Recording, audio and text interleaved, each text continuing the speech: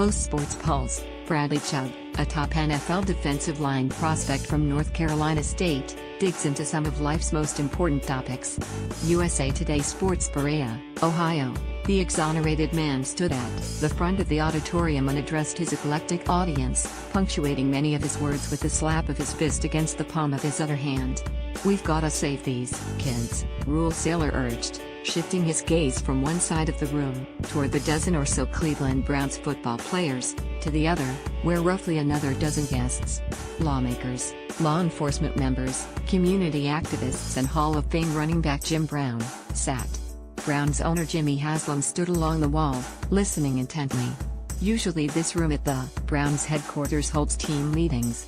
But instead of game footage, the two giant projector screens showed the map of Cuyahoga County, with high crime areas marked in red. The Browns players are just more than a week into their off-season conditioning program.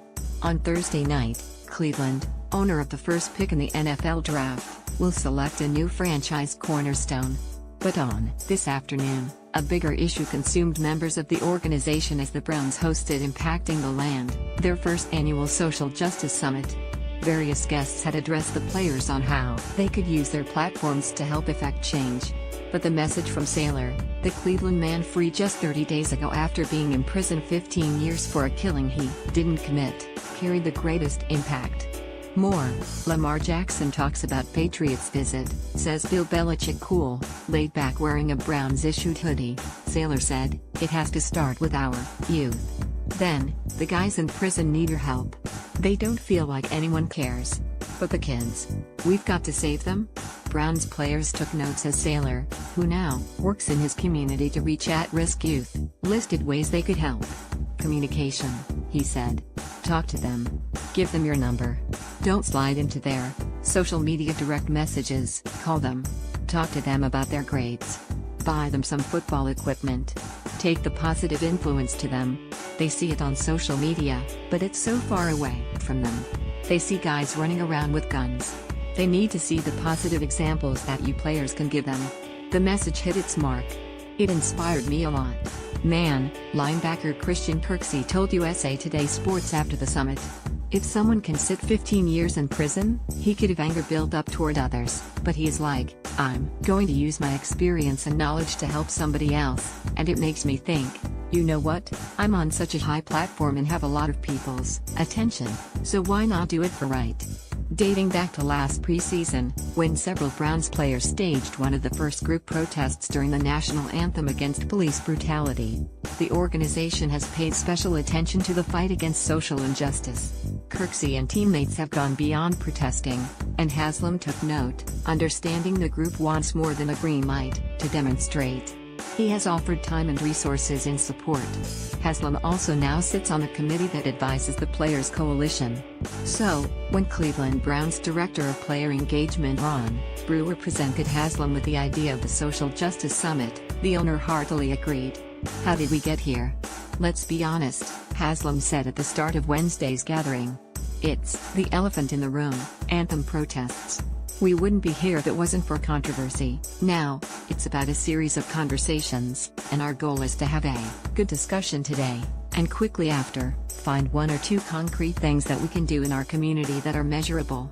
The elephant in the room was exactly how Patriots owner Robert Kraft described the kneeling during a meeting among NFL officials, owners and players last fall as they tried to figure out how to handle several off-field issues, including President Trump's criticisms of NFL players who chose to protest during the anthem.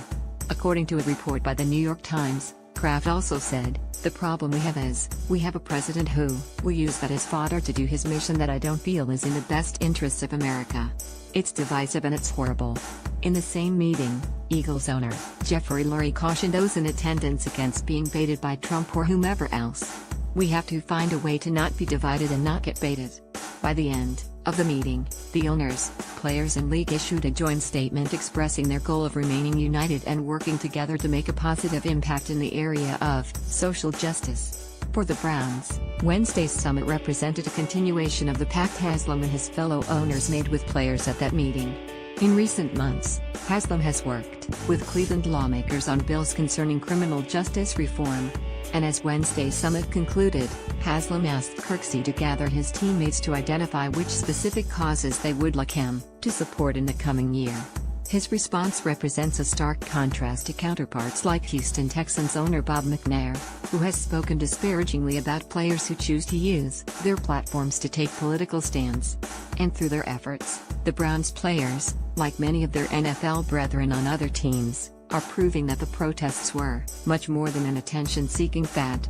I think that last year was definitely just an eye-opener and something to get people's attention. Hey, the Cleveland Browns are not just a football team, Kirksey said. We're an organization that our owners are out there trying to improve the community and get that message across and get our message across. I've never been a part of a meeting like this where everybody is trying to affect change in the community. The police, legislators, athletes all just trying to have one goal. And you can just tell this is a major jump from last year, and I'm excited to see where it's going to go. Perhaps no one on hand Wednesday was prouder of the latest efforts than Jim Brown, who made social activism one of his passions during his playing career in the 1960s and beyond. There was always a great reception, scoring TDs, but you have social issues that are killing our people, and when we have the power of our resources and influence and don't use it, it's a crime, Brown told USA Today Sports when asked about his decision to fight for justice, and the continuation he sees today. We were able to get ahead of the game and make some major changes. Today, it's great to see these young people stepping up, and just from the cross-section of the people here today, you can see the power and the impact that it can have in our community, and I'm just so happy that I was here today to be a part of it.